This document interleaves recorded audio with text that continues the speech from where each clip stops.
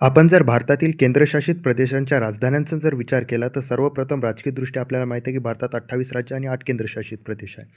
आता या 8 केंद्रशासित प्रदेशापैकी एका-एकाच्या आपण राजधान्या बघू. सर्वप्रथम आपण घेऊ लडाख. तर लडाख या केंद्रशासित प्रदेशाच्या राजधानीचं नाव आहे लेह.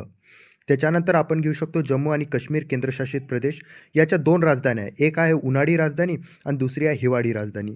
आता यातील जे हिवाळी राजधानी आहे, तिचं नाव आहे जम्मू आणि जे श्रीनगर आहे, ती उन्हाळी राजधानी आहे.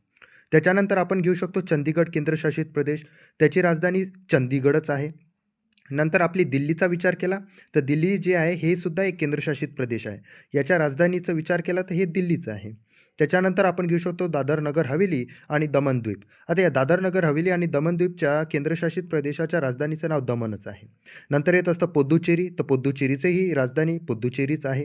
नंतर येत असतं लक्षद्वीप, तर लक्षद्वीप या बेटांचा जर विचार केला या केंद्रशासित प्रदेशाचा, तर याच्या राजधानीचं नाव आहे करवत्ती.